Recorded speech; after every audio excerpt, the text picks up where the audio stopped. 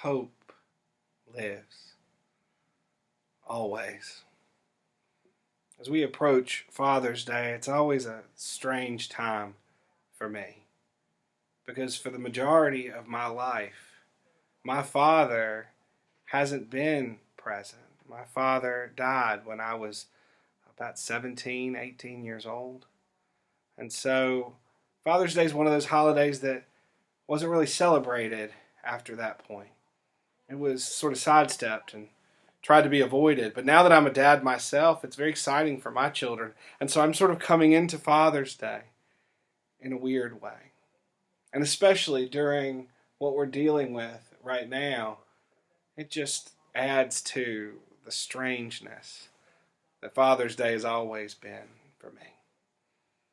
But when I think of my dad, especially on a day like today, I remember something that has brought me hope from the moment that he died and started the moment that I could first remember him speaking to me. And I want to share that with you. My oldest memory of my dad is that every single day, every night before bed, sometimes in the morning, sometimes at random times during the day, my dad would repeat this same refrain again and again. And that was, "Son, don't you forget this. But I love you, and I will always be proud of you." My father's father died when he was very young, too.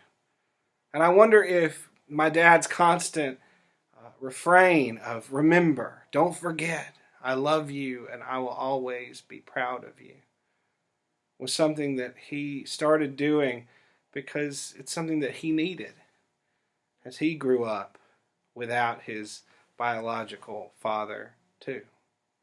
I remember being a little kid, hearing my dad say that and thinking that that was a weird thing to say.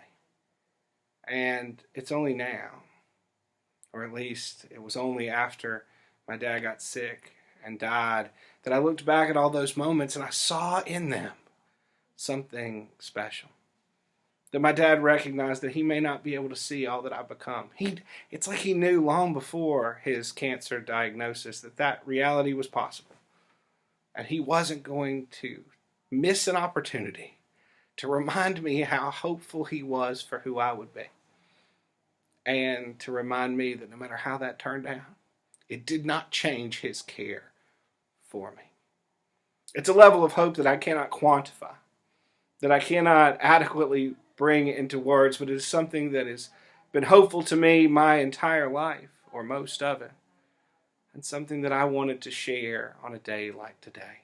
It is a constant reminder to me that in life and in death, in struggle and in joy, hope lives always.